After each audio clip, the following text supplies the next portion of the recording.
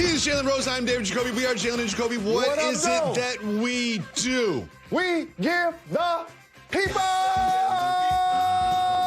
what they want.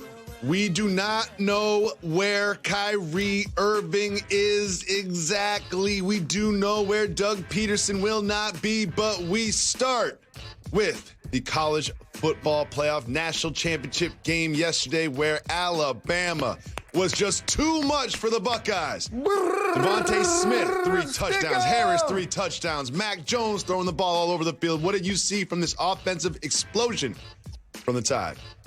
Has Alabama become quarterback you? I mean, like I see Jalen Hurts doing work there and starting in the league. Tua doing work there, starting in the league. Mac Jones is balling, spreading the football around. But in the first half, was Smitty open? Was Smitty wide open? Did they do a good job of scheming him open time and time again? There's a reason why I guess Texas just hired a new coach who's currently the offensive coordinator who did an amazing job for Alabama in calling the game and constantly getting the Heisman Trophy winner open over and over and over again. He had 3 touchdowns and around 250 yards in the first half, Jacoby. He was outstanding. He really was. He hurt his hand, but they did not need him in the second half to put away the Buckeyes. And you look at this season that he has had, the Heisman Trophy winner, Devontae Smith. Look at this list of accolades. I'm not even going to read them. You can see them all right there. Jalen, if you are an NFL franchise, has the last month or so of his performance changed the way that you might approach the draft? Absolutely, because if you think about it, and this is what I love about great programs like Nick Saban has built in Alabama. This time last year, I would have thought that would have been Jalen Waddle until he got injured. And all of a sudden, the way this player has progressed, of course you're going to take into account his injury, but other than that, there's a reason why NFL players are looking down at their smart device like Devontae Adams, like, hey, I don't care if you misspell my name and it's his. Like, he's that good. And so when he talks about that being his favorite receiver along with Keenan Allen, I can see that. I can see that on the next level. So he's going to be one of those guys that goes immediately in the draft as far as I'm concerned. Jalen, you mentioned Waddle, and I know that you are always looking out for your Jalen brethren, and you were a little upset to see Waddle on the field yesterday. Tell us how you really felt about him being on the field for the national championship game. You know what? The Dukes of Hazzards had a theme song like the good old boys, never meaning no harm. And it's funny, like the people that look like me or play collegiate athletics are like, yo, protect your future. We understand that you want to play at Alabama. We know that you want to contribute to a national championship. But the rest of us and your family want to look out for your long-term best interests, and we want to see you get paid in the NFL. Not buy into these storylines of, well, he's doing it for the greatness of the university.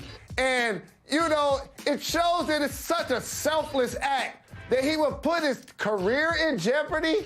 He was out there limping, Jacoby. It's one thing for Terrell Owens to be an NFL player to do it. It's another thing when I watch Jalen Waddle do it. And I was disappointed that the adults, like the training, the coaches, didn't tell that young man, we're going to protect you from yourself.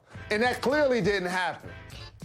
Well, we've mentioned Waddle, we've mentioned Smith, we've mentioned Mac Jones and Harris, but we have to mention this man, the orchestrator of it all, the maestro, Nick Saban, who, in his time in Alabama, has such accolades. 7 SEC titles, 6 national titles. This is his 7th national title over the course of his career. Jalen, what do you think about what Saban's been able to do in Tuscaloosa?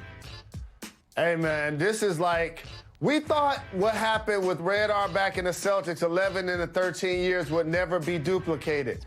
And in collegiate basketball, it's amazing what we see from Coach K, who's become a modern-day version of greatness.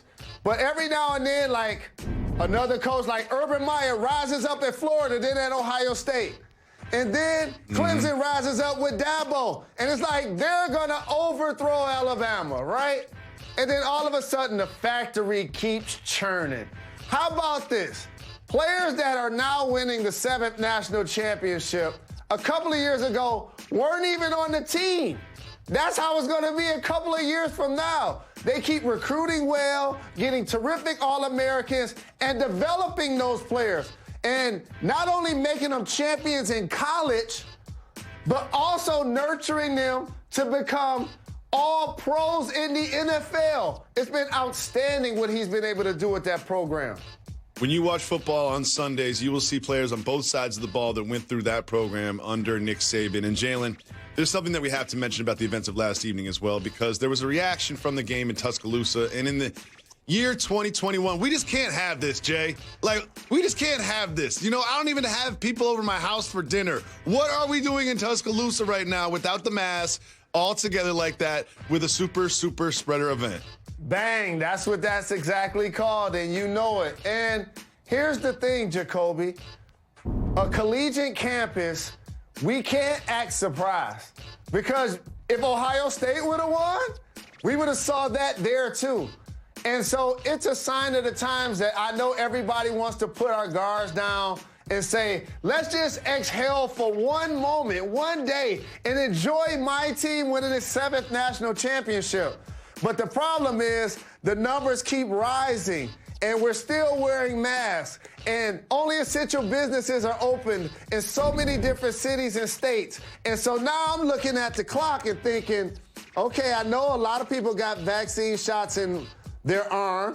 They still have to go back for the second, and now in a couple of weeks, the numbers are going to skyrocket. So I'm going to be watching those people in Tuscaloosa and where they travel to and from, because now they're going to be in contact with others. It is time for some broken news. To everyone else, it's breaking news. To Jalen and Jacoby listeners, it's broken news. Jalen, you've been hinting at this all season long, that Doug Peterson will not be the head coach of the Eagles next season. And when there was reports just about a week ago that he was going to come back, and yesterday the news came down that he is no longer going to be the head coach of the Eagles. Why were you so sure that it was going to play out this way? And what do you see next for Peterson and the Eagles? He already got a statue in front of the building in Philly.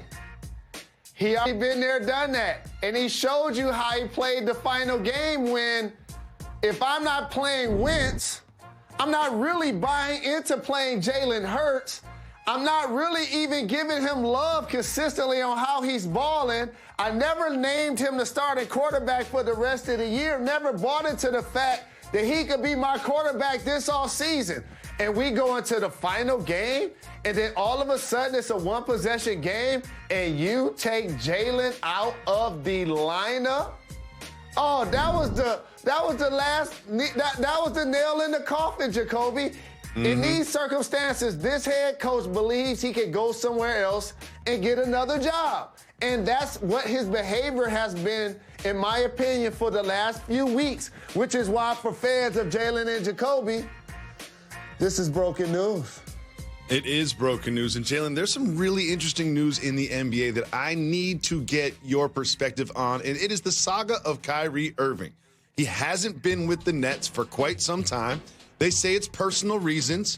We don't know exactly what those reasons are. We hope that he is healthy mentally and physically. There was some video of him at a birthday party that seems to be like his sister's 30th birthday party without a mask on. There's now a report from Woj and Malika that he'll probably not be with the Nets because of that video for about a week. Jalen, what is going on with Kyrie Irving? That's your man. When KD looks down at his phone and it's Sean Marks and it's Steve Nash and it's Mike D'Antoni, the text says, that's your man. And then he had the nerve to go dolo from state to state. How about that, Jacoby? So hold on. I saw the footage, dog. I saw the footage. And he's an extremely talented basketball player. And when he's on the floor, they're going to be must-see TV. You know how much a fan I am of his game. He's Team Rock. He plays like he's one of the Harlem Globetrotters that's currently in the league. But this type of thing, Jacoby, makes me feel like they not winning the East this year. I know Spencer Dinwiddie got injured, and people are going to say, well, you still got KD, you still got Kyrie, and their team was built like you know, almost like a Noah's Ark. It seemed like it had two of everything. You still could go to Karis LeVert. You got Adam. You got Allen. You got DeAndre Jordan. But I just feel like it's so very tough to win in your first year. This is Nash, my former teammate's first year as a head coach. And when you can't communicate with your best players, when that relationship isn't, those are the people that you can get on the most, not the other way around, that creates a disconnect. And lastly, what does it say to the rest of the guys in the locker room? Because I haven't looked at the bottom of the ticker and seen that they're disciplining him just yet. Not that I want to get him in trouble, but he's missing games and practices and meetings and whatever. The NBA abbreviated 72-game season has actually started, and healthy players that are getting millions of dollars to play the game that they love are participating for their families, themselves, and their teammates. So whatever he's dealing with, I hope he can find a way to get back to the Nets, because Brooklyn needs him in uniform. Absolutely. The whole world was so excited to see KD and Kyrie together, and we got it for like 3 weeks. And now, Kyrie is missing. It is time for Soft Mover Boss Move.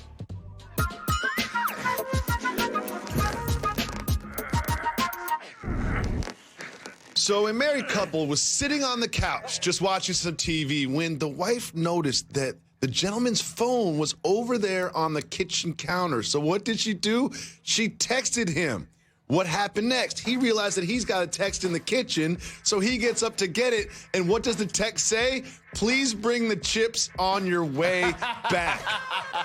Jalen, soft move or boss move, preemptively texting for the chips when you're sitting next to your husband on the couch.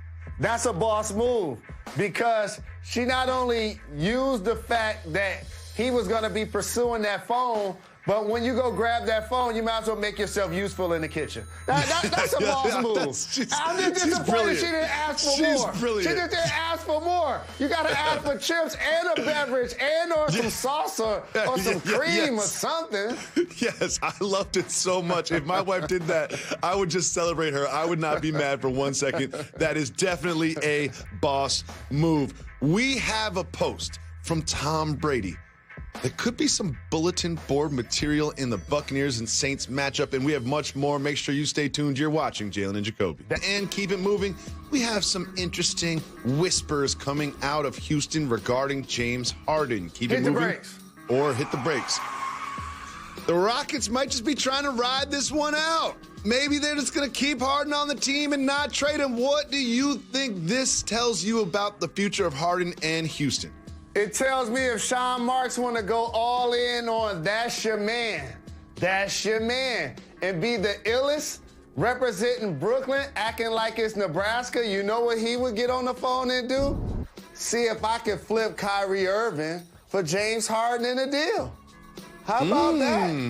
Sometimes Kyrie's when not coming to work. News like Harden this, wants to go to Brooklyn. Do you think that could actually be a trade that would happen in the real NBA this season? I don't. Okay. But it does make sense. It does make sense, but I don't. I really don't. Okay. We'll move on. In advance of the matchup between the Buccaneers and the Saints, Tom Brady put this on his Twitter feed. It was a joke about all of those games being played on the History Channel, and this is the Photoshop that he put up there. I always say you can be mean if you're funny, and that's funny. That's definitely funny, and I'm jealous of the beards. I can grow my goatee. You know what I'm saying? Old school Jimmy Walker. Rest in peace to the biological Magic, Clyde Frazier. But I can't grow a beard. Can you grow a beard, Jacoby? Of course I can grow a beard. I just prefer not to because I like to be freshly shaven and I take care of myself. Unlike you, who hasn't gotten a haircut, hasn't shaped up the goatee in months. Ever since Christmas, you just gave up. You used to really care about this show. Moving on, Bill Belichick made an interesting decision yesterday. Keep moving or hit the brakes. Hit the brakes. He decided that he will not be accepting the Presidential Medal of Freedom in light of the recent events at our nation's capital. What do you think about this stance from Bill Belichick? Let me tell you what I think again. He looks down at his phone at that invite after they stormed the Capitol. Reg, hit the brakes again. He like, I ain't committing professional career suicide.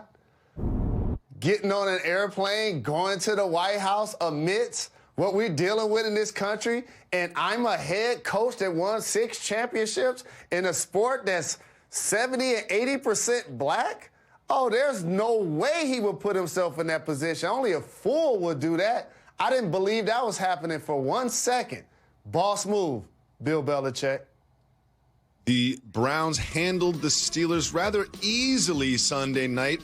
Chase Claypool, rookie Steelers receiver, has something interesting to say about their upcoming matchup with the Chiefs. Keep moving or hit the brakes. The Steelers disappoint me. They're getting away from their identity. This is not who the Steelers is. Keep it moving. I know Mike Tomlin going to address this. Keep it moving. There's news about the Cowboys, so we are contractually obligated to discuss them since we are an ESPN show. Okay, we'll keep it moving. Not this show. Not this show. The Hornets are on a little win streak. Keep it moving or hit the brakes. We're going to hit the brakes.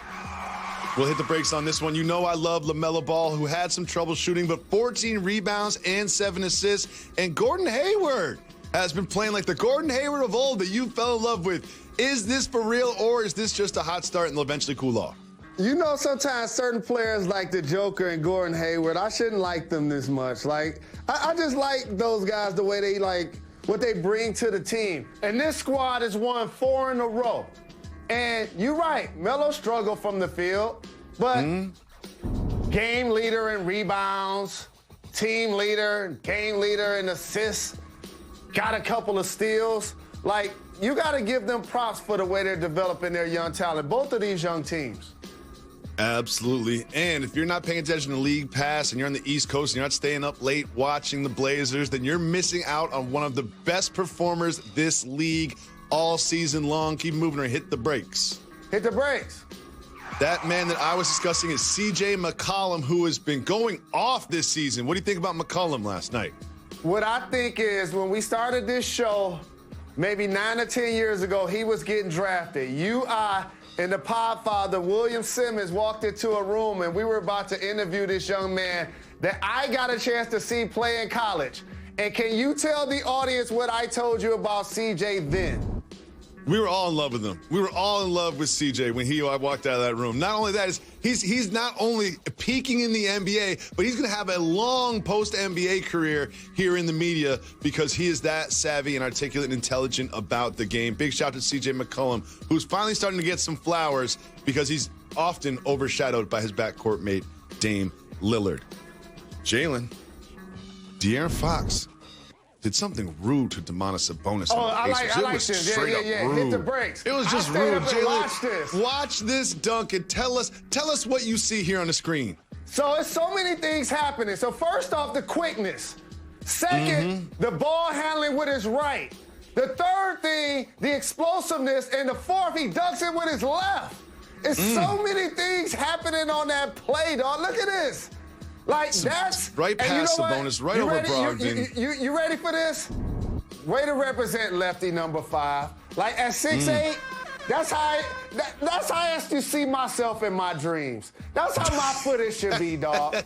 You know, that's how my footage should be. You know, I used to see Grant Hill. You got a lot of buckets, but they didn't look like that. I used to see Penny. I used to see Grant Hill. I used to be like, you know what? I ain't that good at basketball, man. Look, this is how my highlights should look, man. Way to represent De'Aaron Fox, the lefty number 5, doing things that I could never do. And you know one thing I like the bench reaction too, because you don't got the fans in there going crazy. So usually your bench has got to be a little extra when you make a play like that. Big shout to the Kings. We have some new information from NASA about naps. Hit the brakes. Keep moving or hit the brakes. So NASA did some research because they obviously have pilots in very stressful situations, and they said the ideal time for a midday nap is what, Jalen Rose? What do you think the ideal time for a midday nap is? So I would assume this is probably an hour and a half or maybe 2. So I would think between 2 and 3:30 or 4 p.m. Eastern. It's 10 to 20 minutes. They're not talking about medicinal naps. They're talking about little naps just to keep you sharp. All right, Jalen, we have a huge game tonight. Juwan Howard leads the Wolverines against a Big Ten rival. We'll get you ready for that right for this. You're watching Jalen Jacoby. Tonight on ESPN at 7:30, the Nets take on the Knicks, and then in the nightcap, it is the Pelicans taking on the Clippers. That tips at 10 p.m. Make sure you tune into those. And tonight, we also have another big basketball game. Big Ten rivals, Wisconsin and Michigan, 7 p.m. Can Michigan stay undefeated and go to 11-0? It's not going to be easy, but I believe that they can. The Big Ten is the toughest conference in the country, and it's almost an unwritten rule that we win at our place, and we hope to still win at your spot. We play it at home. I anticipate we'll find a way to get it done. Michigan off to another hot start, led by who, Jalen Rose? Who's the head coach of the Michigan Wolverine basketball team? Juwan Howard has been the best coach at collegiate basketball this season. What he's done with a team that started basically not in the top 10, for them to be catapulted to number 7 has been really impressive.